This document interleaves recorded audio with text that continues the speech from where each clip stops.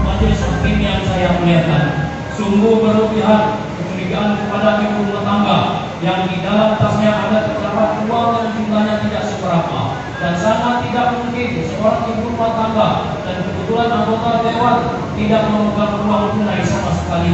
Mengenai adanya terdapat kertas kopelan di dalam koper pakaian yang terselip perlengkapan kewanitaan itu yang bertuliskan nama Rosa, Kabit Mutasi dan 3 nama lainnya itu, sama sekali saya dan istri saya tidak tahu kapan dan tulisan siapa itu.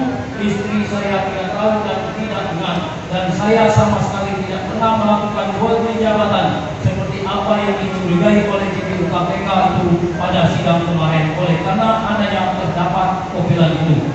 Majelis hakim yang mulia, dapat saya sampaikan juga apa yang disampaikan oleh JPU KPK bahwa saya menerima uang dan HP apapun mereknya melalui akun Mukhtar itu tidak benar dan tidak ada sama sekali. Saya meminta tidak ada sama sekali saya meminta atau menerima uang atau barang baik langsung atau melalui orang lain, itu dapat kita lihat sama-sama selama dalam persidangan ini.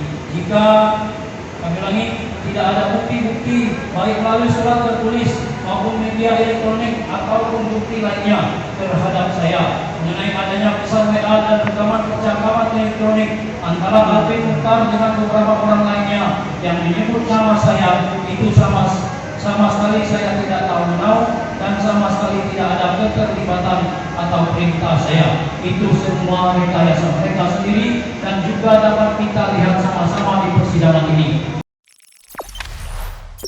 Jangan lupa subscribe, share, komen, dan like ya.